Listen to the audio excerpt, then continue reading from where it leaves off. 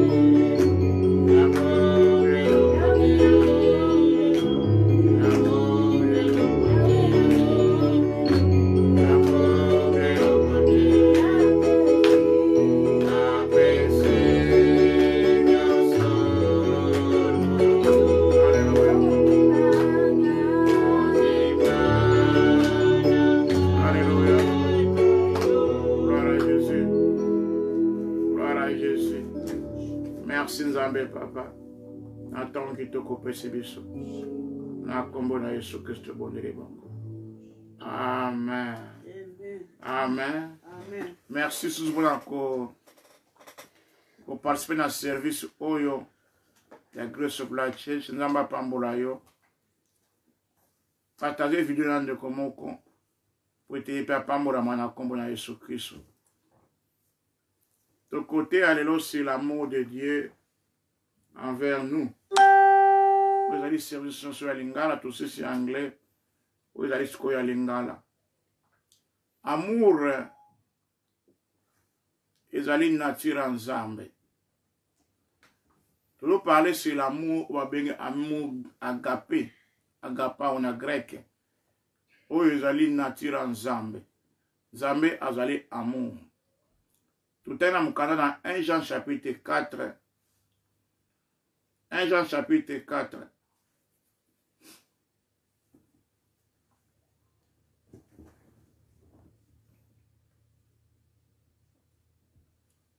Un Jean chapitre 4.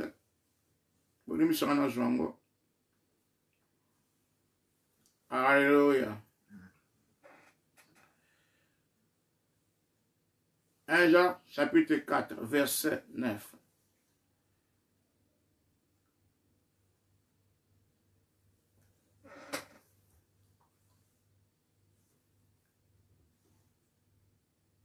Tout en verset 7 à 8. 1 Jean chapitre 4. Tout en verset 8, pardon. 8, pardon. 1 Jean chapitre 4, verset 8. 1 Jean chapitre 4, verset 8. Celui qui n'aime pas n'a pas connu Dieu, car Dieu est amour. Babi oya lingaka te aimi nzambe te parce que nzambe azali bolingo. Car Dieu est amour. De l'eau à l'apostole baki amour agapé ezali nature nzambe. Nzambe azali bolingo. Taso yo kombwana bolingo amour ezali ye moko nzambe. Nature na ye ezali bolingo. Donc amour yali attitude ya nzambe epa ya race humaine epa na bato. Hallelujah. Amour ezali nature nzambe. Amour ezali ye moko nzambe. Pe amour ezali attitude ya nzambe epa na biso. Hallelujah. To mona attitude nzambe epa na biso ezalaki ndenge nini? Ndenge nzambe a démontré ki bolingango epa na biso. Bête matin oso yo kongo déjà. Mais na linazo te yango poto comme na révélation ya bolingo na nzambe. To mona malamu so muta comme na révélation bolingo na nzambe kat na ye nini oyo esala malamu avantage muto na eloko ni malamu akotire kat na révélation. Amen. To kena mukana na Jean chapitre 3 16 wana to yebi yango biso nyonso to. Mukanda ya Jean chapitre 3 verset 16. To yebi yango biso nyonso to. Jean 3, 16. Car Dieu a tant aimé le monde qu'il a donné son Fils unique, afin que quiconque croit en lui ne périsse point, mais qu'il ait la vie éternelle. Pour te nzamba alingaki mukili mingi, alingaki bato, alingaki race humaine, atindaki mwana ye moko, kolo yesu, afin que munyoso ondima ye akufate, mais azwa vie éternelle. Tout le monde déjà en nzambe a démontré que bolingo na ye pa na bato na kotinda kolo yesu akufa ne kuluzu. Amen. Donc Yesu Kristo kufa na ye isekwa na ye nyonso sai na ngomba Golgotha ezali démonstration bolingo na nzambe epai na bato. Donc Yesu azali démonstration bolingo na nzambe. Kufa na ye ndako pesa bo moyen pour asina biso eli démonstration bolingo na nzambe. Donc nzamba monsa ke atiti na ye epai na bato ke azabo lingo na kotinda Yesu akufa na ekulusu pona tina bato wana. Zamba zo linga biso ne pas pour biso za malamu. Oui bien sûr, to za malamu pour te Yesu avani katu mona biso. Mais sans Yesu, to za biso bato malamu te. Alléluia. Mais gloire à Dieu le o Yesu avani katu mona biso. Zamba zo linga so pour te to mériter yango, non to mériter yango te. Zamba linga biso même avant de combattre chrétien. Tant que tu as battu sumu Yesu akufa 2000 ans passé pour na mokili ou pour na bato nyonso to. De bolingo na nzambe ya bolingo moko za condition te. Ça sans condition. Nzambe azolinga bato ndenge o bazali. Azolinga bato masumu, azolinga bato nyonso mabe azolinga bango. mais zo dépend na mutu ye moko réaction na vis-à-vis ya bolingo o nzambe azo lingla ye. Mutu fo a réagir na bolingo na nzambe. Ndenge ko réagir, ako réagir par rapport à ko tia foi na ye et pas na Yesu Kristo, puis asena ngo ba gogoto pona tia ye. Soka tia foi na ye pa na Yesu Kristo, nde mutu na yami Yesu Kristo, nzambe ye ko va ya mutema mutu wana pe amemi bolingo na nzambe. Mwa to tala ngosima, et puis mutu akoma na habilité ko linga nzambe pe alinga bat mususu. Sans nzambe ko va na bo mwa mutu, mwa mutu na bolingo ezali te. Parce que bolingo ezali nzambe. De source tala ngalelo o peto yambaki Yesu Kristo te. Na suka na opeso o porto yamba Yesu Kristo. Pota ko vanda kat na yo amema bolingo na nzambe kat na yo.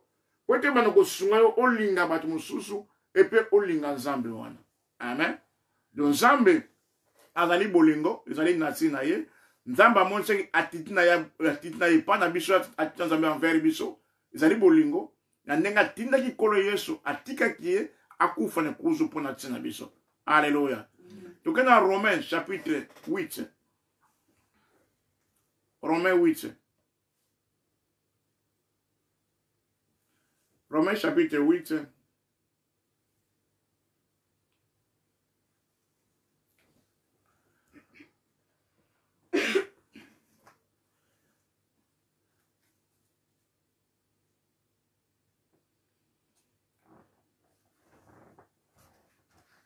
Romains chapitre 8. Autant un verset.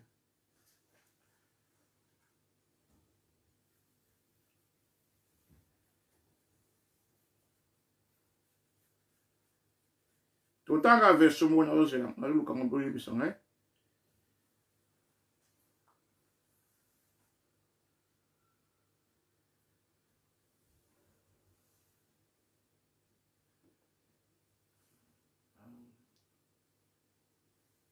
Romains chapitre 5, pardon. Chapitre 5, oui, c'était. Vous voulez me ça, hein? Romains chapitre 5.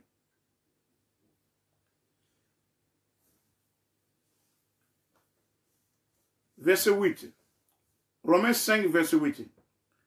Mais Dieu prouve son amour envers nous en ce que lorsque nous étions encore des pécheurs, Christ est mort pour nous.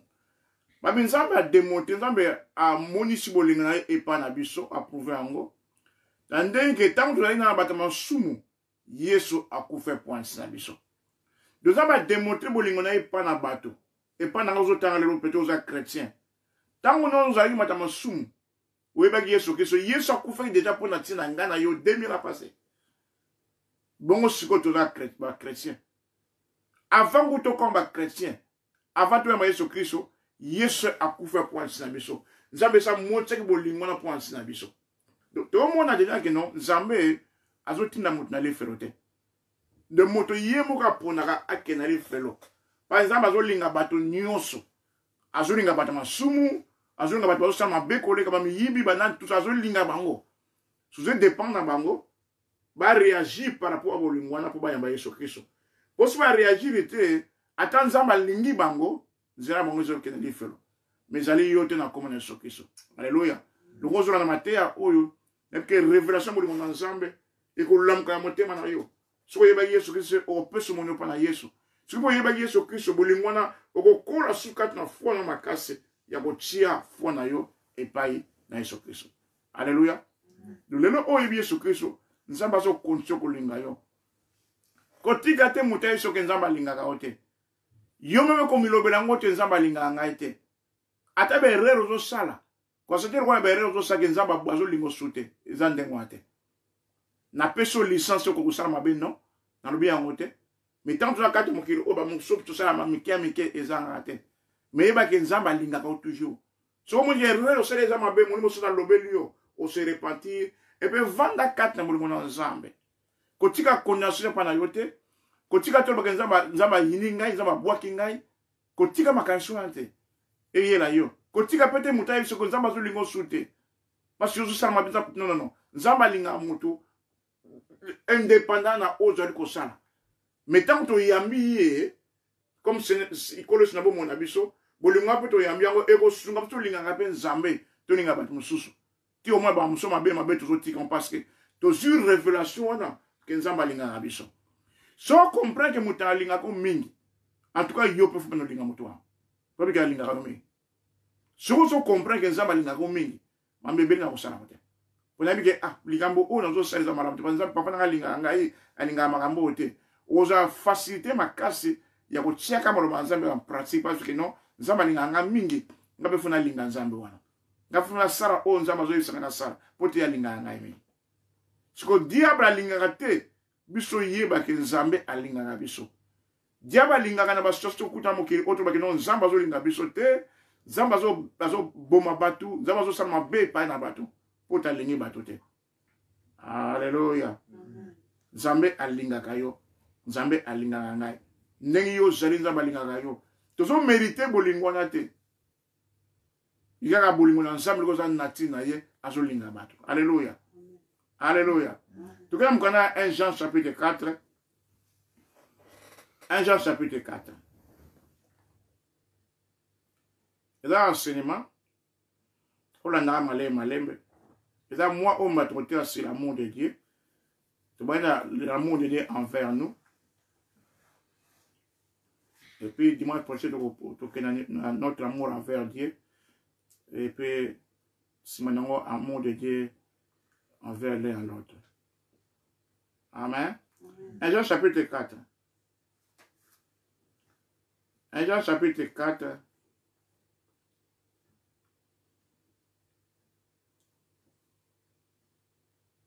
Verset 9. 1 Jean chapitre 4, verset 9. L'amour de Dieu a été manifesté envers nous en ce que Dieu a envoyé son Fils unique dans le monde afin que nous vivions par lui. Bible nous nzambe qui manifesté par nabiso nande que nzambe ataki mwana ye moko na mokili oyo poto biso vivre na nzela ya Yesu Kristo. Donc nzambe manifesté bolingo na ye et pas nabiso atindi Yesu Kristo akufa na kuluzu poto biso ko ya Yesu Kristo ozo vivre ce qu'on vit na nzela ya Yesu Kristo. De Yesu avant 24 na nzela mo santo ko vit na zo dépendre na yo mokote comme ko vivre il finit dans 4 na Yesu Christo. Il y a un apôtre Paul dans chapitre 2, verset 20. Abina zande a crucifié na elongo na Yesu. Vina zo vivre lo ezali ngai te, bonso ezali ngai te. Eli nanzela ko tia foi na pa na Yesu o akufa am pese point sangai. To Paul abango vivre na nanzela Yesu Christo o avanda 4 na ye. Alléluia. Nous avons passé les mois, Yesu Christ a démonté pour les pas biso, a marché pour les mois, Yesu Christ a couvert les coups pour un bateau, oh, nous sommes les Yesu Christ, Yesu Christ a couvert un bon thème à Moutouana, et puis Moutouana nous vivre vie dans Zéla Yesu Christ. Alléluia. Abaniko dépendre na Yesu Christ.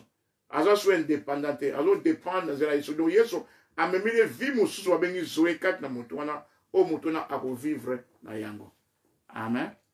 Amen. Sur Christ à nous l'espérance de la gloire. Alléluia. Si vous pouvez tout en matière, tout en repose la foi dans le monde ensemble. Dès que le Satan a l'ingagé, tant que ça promet tout le bagage ensemble, il a l'ingagé. Tant que nous avons l'ingagé, ça. Si vous avez l'ingagé, ça promet, ce que nous avons l'ingagé. Ça l'ingagé. Nzamba yini ngai nzamba bwakisi ngai mais en réalité nzamba linga biso ndenge tozali même natanga berere nzamba zo lingo toujours baza posto continue berere wana posto na continue nango ngai mona zo funga porte pa Satan que son nzamba zo linga ngai na kozala ka ko funga porte pa Satan mais na zatana masu na Yesu Kristo nzamba zo linga ngai mais poste linga na répondre na bolingo na ye na yamba Yesu comme Seigneur sauve na bomo na ngai porte na koma mwana ye. Amen. Nous avons ensemble, de te commis bas ensemble. 1 Jean chapitre 3, verset 1. 1 Jean chapitre 3. 1 Jean chapitre 3, verset 1. 1 Jean 3, verset 1. Voyez quel amour le Père nous a témoigné pour que nous soyons appelés enfants de Dieu. Et et nous le sommes. Si le monde ne nous connaît pas, c'est qu'il ne l'a pas connu. babi tala bolingo o nzambe a témoigné pa na biso poto bengama bana nzambe. Alléluia. Nangre babi tala bolingo o nzambe a sopi a tie pa na biso poto bengama bana nzambe. Yo nanga to benga bana nzambe so ba chrétien pona bolingo na nzambe. Pona ba mboyo salate. Ponga za malamu penza ya za mwana nzambe. Nga za malamu penza ya nzambe linga ngami. Nga pona priya ka mingi natanga bili ya nzambe linga ngami ezande mwate. Nzambe linga biso pote aza bolingo. Pote zali native na ye. Kotanga Bible mingi za bien, ko prier mingi za bien. Mais yango tezo sala ke nzambe linga biso. Yango sala biso peut-être linga nzambe. Parce que nzambe bolingo na ye change ka te nzambe change ka nde moko. Ndeka zo linga biso linga ka nde ngwana. Mais réaction so fisa bolingo na nzambe yango sala ka to kola pe 4 na nzambe. To kola pe 4 na relation to yeba mingi olika mamitare nzambe. Mais nzambe alinga biso. Amanifeste bolingo na bomo na biso peut te komi ba na nzambe. Alléluia. Parce que tu foi na bolingo wana nzamba mo shaki na ekuluzu atika Yesu akufa pour nsina yo. Yango lelo o ngana yo tozali ba na nzambe. Amen. Do yeba yango ke bolingo nzambe yaki mafisa bo na biso atika bo na biso peut to bengami ba na nzambe. Wanto ndimai kolo Yesu comme Seigneur sauveur. Comme tout a tolote ke ngazali mwana nzambe pona sala malamu wi. Comme tout a tolote ngana li mwana nzambe pona prier amen na l'église koza attitude et comment orgueil pa nzambe. Tuba na li mwana nzambe pote nzamba linga ngai mi. Na li mwana nzambe pote kolo so kufa pour anti ngai. Nazo pesa dim na ngai pote nzamba linga ngai. Ponga pena na laksa na linga kaye ya nazo sala o sengela sana. Mais yende mutalinga ngai liboso. Biso to linga nzambe liboso yende mutalinga biso liboso. Tango ya lingi biso liboso to ambi Yesu Kristo ayiko vanda katu na biso ndesko to zibo lingo wana we apesa akufre point biso na mitema na biso peut manyengo linga ye sambo lingo katu na biso moto linga nzambe ezate watu otana mo dimanche prochain. Amen. Alléluia. Imo fulba na zamu wana nzambe pote nzamba linga ngai mi. Yali apôtre Jean ouais akomem kanda Jean ba révélation na yemo ami komeli que disciple o nzamba linga ami to mona ngona otango. Amen. To tango mkana na Jean chapitre 13 je crois bien. Jean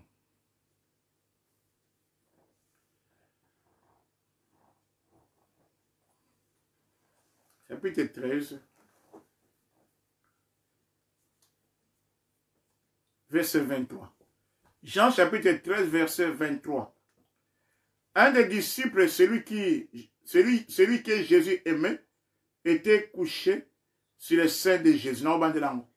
Jean chapitre 3 verset 23.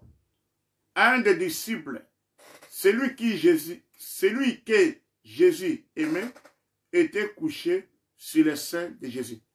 Mukanda Jean Ol. L'évangile c'est le Jean. Mouta komagango Jean. Mais yemo comme il l'obélit. Un des disciples, celui que Jésus aimait, était couché sur le sein de Jésus. Abi moko ba disciple o kolo yeso lingaka. Azala ki ateki motuna ye na tolo ya Jésus. Donc ami lobela ki yemoko. Yo pe fomi lobela yo moko ki kolo yeso lingaka ngai. Yo pe fomi lobela yo moko nzamba lingaka ngai. Na li bien aimé en Nzambe. Nzamba lingaka ngai mingi. Fo lobaka yango. Poni fo lobaka yango parce que Satan a retenté on lobaka non nzamba lingaka te. Bata mon kipo ba retenté ba nzambe alingaka te. Ta premier okuta nango. Ta likamboye. Ezapa nzamba lingaka te. Sobo nzamba lingaka yo okuta prom ote. Manki to okuta mo kiri o. Ba soso ko lekaka te mo kiri o. Yango te prouver que nzamba so linga ye, azo linga ngai te. Yango te. Ezata azo lekaka nga paso ba non nzamba so linga ngate. Okolo banda te. Parce que Bible même dans 2 Timothée chapitre 3 verset 12 je crois bien. O ba ko zo déçu ba vivre na bonzambe, ba ko lekaka persécution. Même dans un bon na poche, même dans un côté, funa lo ba ke nzambe alingaka ngai na foi wana na attitude na zwa nango yango provoquer miracle na bomona ngai. Alléluia. Satan yango linga yango to lo ba ndengwa ke nzambe alingaka ngai. Yo linga lo ba ke nzambe azo linga ngai te po obenda na musika na nzambe omi kabwa na bolingo na nzambe. Amen. Tokena mukana na Deutéronome chapitre 23. Deutéronome 23. Tokena mbango na air na biso tolingi to comprendre tout ce matin oyo. Deutéronome 23 verset 5. Deutéronome chapitre 23 verset 5. Mais l'Éternel ton Dieu n'a pas voulu écouter Balaam. Et l'Éternel ton Dieu a changé pour toi la malédiction en bénédiction. Parce que tu étais aimé de l'Éternel ton Dieu. Ça m'a dit Israël awa. Moïse. Bana Israël, banoya, balongwe Égypte azoya bazoya. Ba comment il place moko. Ba to ba vanda na mboka moko. Yaya mukonzo babengi Balak. Agana posa abundisa bango, abenga bango na mboka, wana po ya aboto mabele wana. Mais abonde manze bazaki ebele. Pe a comprendre bazali libote en Nzambe, balaki béni. Soko aloué prophète moko Balaam. A pese biloko ebele, a pese corrompre pote aya a maudit bana Israël. Pour que ce Balaam a maudit bana Israël, ne akoko bunda bango, a longa bango, a benga bango place wana. Prophète aya ki tobi iswa trebe ndenge ni cheval ano a telemaki na nzela ndenge zalaki asibe ange pardon ange asimaki épée et puis cheval zoya amoni ange longo lekate toyiba iswa ngo ko da matin wante ndenge Balaam abetaki ano na ye cheval na ye pe cheval lobaki tout ça tout ngo ko na te wana zo bla wante. Alors Balaam aye basel hôtel azulu ka longo na Nzambe pote amodi bana Israël ponza balabaki baza béni mo modi bango zate tango nyonso alinga ko modi bango za bango tshaba loba la monoko na ye ya bénédiction. Alléluia. Abi onga na pamboli mo pambola mo o modi rango ezate.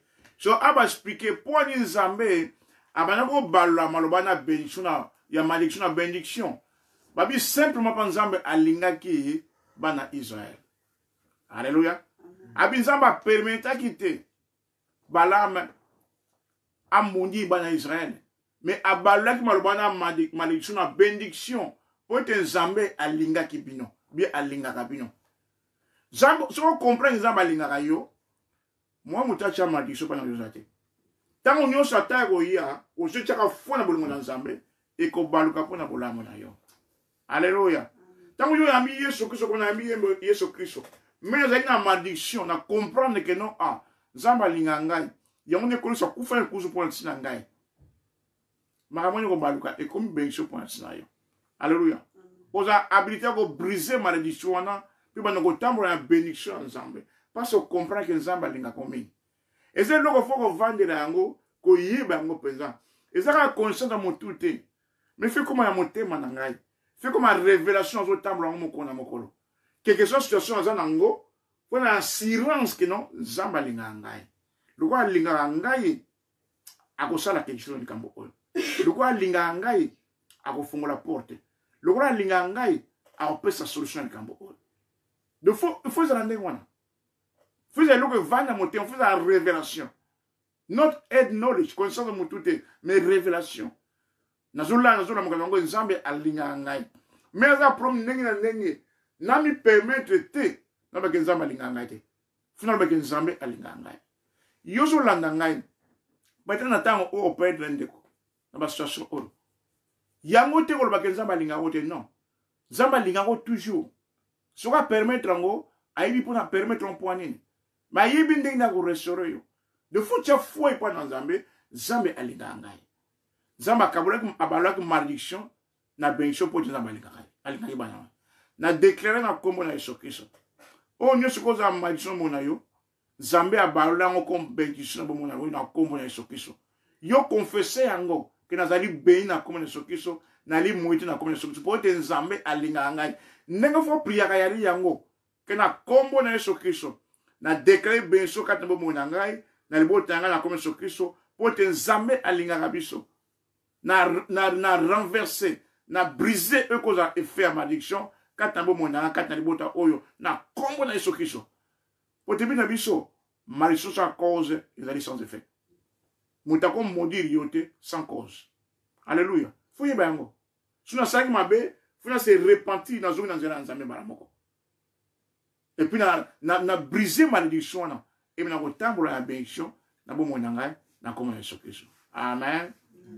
Donc il faut tout ça. Na mkana na Romain. Romain 8.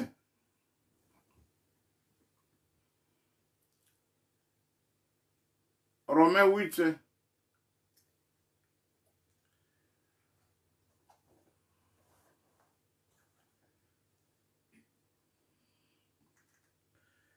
Romains 8, verset 35. Qui nous séparera de l'amour de Christ? Sera-ce la tribulation ou l'angoisse ou la persécution ou la faim, ou la nudité, ou le péril, ou le paix. Babi nini kablamso bolinga Yesu Kristo. Bemi na kombo na Yesu Kristo. Kotikate eloko moko kabula yo na bolingo na nkolo na bolingo na Yesu Kristo. Kotikate. Kotikate persécution. Konyokama kabula bolingo na Nzambe. Mingi batika nzela na Nzambe pona kaka konyokama. Mingi bakota nzela mabe pona konyokama. Mabe le passe le mingi na simba kispa pona Nzamba zolinga ngate non. Kokena direction wana te. Nzamba lingaka yo. Ata pasa te be preuve ezole kana ndenge nini. Nzamba lingaka yo. Ko bunga na ko longa na bolingo na Nzambe te. Ko kota banzela mabete. Ko tika nzela na Nzambe te. Pote Nzamba lingaka yo. Alingaka yo. Alingaka ndenge ozali. Ko kima pe église te. Ona sangi mabe oyo na mwenza ba lingaka na zonga na vana ndako. Ko sala yango te. Nzamba lingaka yo. Zonga na nzela na Nzambe. Abi tribulation te, angoisse te, mawa te, persécution te, nzala te. Nzale kabla molingo na Nzambe te, nudité te, péril et paix te. Verset 36. Selon qu'il est écrit, c'est à cause de toi qu'on nous met à mort tous les jours, qu'on nous regarde comme des brebis destinées à la boucherie. Abi, il peut tina yo Yesu Kristo. Bazo chance na kufa. Donc, pour la somme de la persécution, mi point tina yo Yesu Kristo. Habito na ko permettre lo mo kabula bolingo na Nzambe. Ko permettre te situation le kisango e kabula bolingo na Nzambe. Ata ya pasi, ata ya bisengo, ko tika yango te e kabula bolingo na Nzambe. Alléluia. Verset 37. Mais dans toutes ces choses, nous sommes plus que vainqueurs par celui qui nous a aimés. Adna makambo o nyo soto. Tu ali plus que vainqueurs na oye na nzira oya linga biso. Zamba linga yo na komona Yesu Kristo. Yo zali plus que vainqueur. Oleka place ya kolonga, se olonga mingi. Oleka likola kolonga. De makamwana e kabula yo na bolingo na Nzambe te. Verset 28. Car j'ai l'assurance que ni la mort, ni la vie, ni les anges, ni les dominations, ni les choses présentes, ni les choses à venir, ni les puissances, ni la hauteur, ni la profondeur, ni aucune autre créature ne pourra nous séparer de l'amour de Dieu manifesté en Jésus-Christ notre Seigneur. Abi, koufate, eloko mokote, ba anjte, principalité, punguya mokote, et ko kabla bisuna bulu mona Nzambe, wele ki manifesté kat na Yesu. Alléluia. Bien na kombo na Yesu Kristo, eloko mokote kabula bulu mona Nzambe. Oui na tango oya passe. Yozo talangai opedre nde kat na libota. Ozomi tungisa na bonde la ki mingi. Kende konanga blika. Na bondele mi obungisa ndeko na famille lemso obungisa mama aki mwana muke akufa lemso yuzaki mwana muke mama kufi lemso papa lemso ndeko mo sonongo kotika te wana lobake Nzamba linganga ete lemso kola na pasi kolobate kanga na kola na pasi Nzamba linganga ete bamso bakola kitebe lemso tango oyo soso kembe na malamu te omwa mamuzo ke malamu te papa nazo yebiso ke nazo garantie Nzamba linganga yo pe amonse bolingwana na ikuruzo demila passé pa na Yesu Kristo akufa pour tshonga ngana yo tia fona bolingo na Nzambe moko te a separo kata bolingo na situation moko te moto moko te akocha makanisi na yo ke nzambe alingaka yo te. Non. Nzambe azolinga ndenge ozali. Satan baloba te ke po makambo oseki mabe na kala masumu osalaki nzambe azolinga te. Kokanisa biloko wana te. Nzambe azolinga yo. Kolesa kufa po asina yo asupamaki na po te yo olimbisama po ete opetolama na kombo na Yesu Kristo. Alléluia. Bolingo na nzambe ezali inconditionnel. Eza sa condition. Yo seulement répondre à bolingo na réagir na yango. Si a fois 4 na yango okotambola na victoire na kombo na Yesu Kristo. Ce qui m'a dit choses à qui bénédiction à qui et comment bénédiction pour na kombo na Yesu Kristo. Parce que tu es fou na bolingo na nzambe. O tu es fou na kufa Yesu Kristo. O tu es fou kuna pasi yango les démonstrations ya bolingo na nzambe. Okotambola esengo. Même dans la situation que malamu te, but pas comprendre nous nous un sengo boy. Nous un sengo pour te nzamba linga ngai. Na otala ka situation ote na tabulu na nzambe. Ce que nzamba wana pesa ki Yesu akuva point na ngai, elongo ne kozanga asala ko leka mingi na bomo na ngai. Tala révélation de temps conscience de temps yango boy. To tambula ka tango no boy. Na tango ozolo que ça sera o. Na ni otia fo na bolingo na nzambe. Situation je le gamukiri o esala te ke lo bakino nzamba zo linga ngaite nzamba zo linga libot na ngaite même temps bana bazo se comporter malamu te lo batu nzamba linga ngai banzamba wana yemta pesa ke bana wana pota linga ko minga pesa ke bana tango zo chef foi pa na nzambe changement de salama miso nzamba zo linga ngaite po ni foza la boy po ni ngazo sala nzambe mabelo linga boy ezande ko ate nzamba linga kayo ndengi ka ozali haleluya alinga kayo mingi yo pe ndima yango ke nzamba linga ngai pe loba ngo lokola porte pour loba ki par la porte jamba ngo loba disciple oyo kolo Yesu alinga kamengi yo pe loba place wali nazali disciple oyo nazali mwana nzambe oyo kolo Yesu alinga kamengi loba ngo pona yo moko ko zela te muta loba ngo pona yo moko yonde loba ngo pona yo moko confesser yango ke nzambe alinga ngai mengi bolunga na nzambe sala kati na ngai nzamba linga ba na ngai nzamba linga libot na ngai koloso linga nga mingi yanga kufa point na ngai loba ngo point na yo moko tango zo loba point na yo moko ezo tonga foi na yo ezo peso makasi mulimo ezo kwa makasi pour ça attendre que nzambe akosala quelque chose quelque part pour talinga ko mingi akotiko ndeko ante. Alléluia. Gloire à Jésus. Tout comme na suka matera oyo ezo continuer enseignement oyo dimanche prochain. Si l'amour de Dieu, je crois qu'au pambola ma mingi na banseima au tout au long moi au toté à point yango pour tout ton fond na biso na bolingo na nzambe. Amen. Tout monde a bonne place ali bana ko tonda nzambe. Yo oyeba ki Yesu Kristo nazo ko invite pesa mo ne pa na Yesu Kristo. Pour tout monde a bolingo wana o nzambe a mo se pona tsina yo pote abal la malédiction na bénédiction. Pour tout comme plus que vainqueur au temple na victoire dans nyonso. Le bakolo Yesu nandimi eto kufaki pona tsinangai nandimi te bakundaki yo nandimi to sekwaki pona ngana za justifier na confession comme Seigneur sauveur nandimi na motema na nzamba sekusaki yo yaka vanda kata ngai na komi mwana nzambe na komi klam na sika sikate na vivre vie na okata ngai yo vanda kata ngai na vivre na foi na ngai za kata na bolingo na yo na déclarer na li plus que vainqueur na komi Yesu na déclaré que nzamba linga ngai kolosha linga ngai na déclaré que nazali mwana nzambe na déclaré que loko moko te e okabula ngai na bolingo na nzambe eloko moko te kufa te pasi te bomengo te persécution te bolumbu te nguya moko te moto moko te a okabula ngai bolingo na nzambe po ezali kati na Yesu po te kolo Yesu wana ekulusu ami pese po asangai po nazalaki malamu te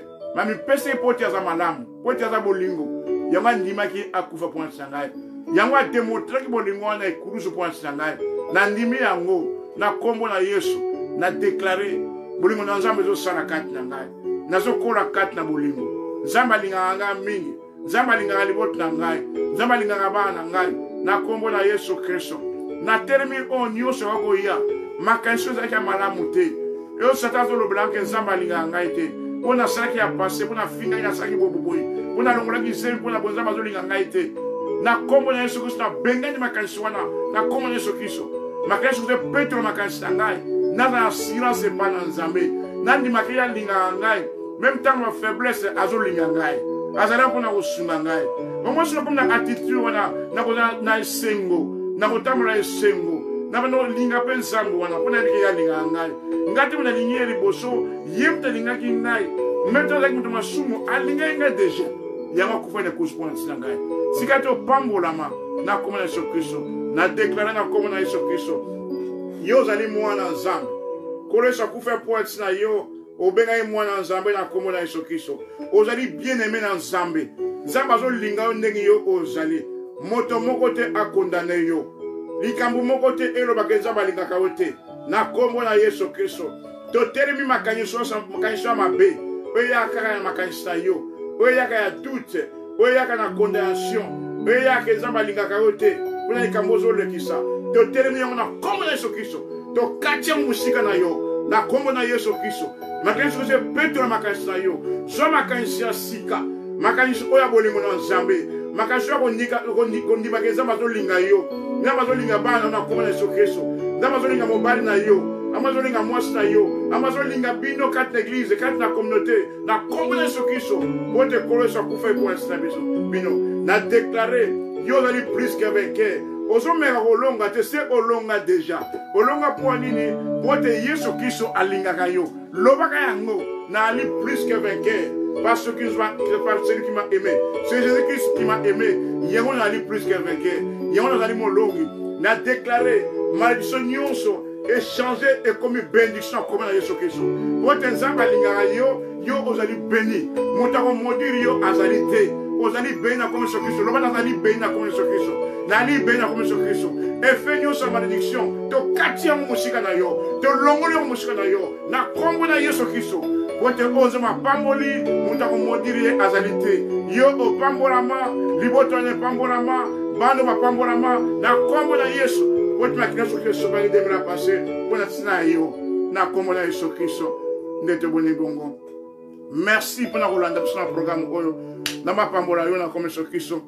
Tu peux se sou merci, tu Seigneur merci pour la nzambe o asinu sur l'exatango longo pour te pambolo pour la problème na temps o l'excellent na biso. Limbisa biso pour l'excellent mo temps penza to l'exatango ba electa ba 10 minutes limbisa biso tam se sana mo ande wana. To kutem ko la jeudi à partir de 19h pour une private room, chambre privée, où il y a le programme Autobond de la carte, tout terre sur la prière, peut te bondir à moi, Amen. Et il y a un pasteur Philbert, Dinganga, il y a Grace Supply Church, numéro de loin sur Ngobenga, Obenga, vous avez signé prière au Tinda, qui a signé prière, vous avez intercession, tout bon de la carte, et puis on peut passer, on a bon de la pointe. On va contacter, et puis na ko sepala mingi so contacter ngai to sola do tinisi ke prena yo nzamba sa ke so o pambola mina ba nzera ba sema oyo do pambola na programme na biso pourquoi po otinda témoignage na yo na o so nzamba sa bo mona yo pe liboto na yo to kozanga te ko célébrer témoignage wana na le comme nzambe na comme ce bon libango bye bye see you next time bye bye God bless you.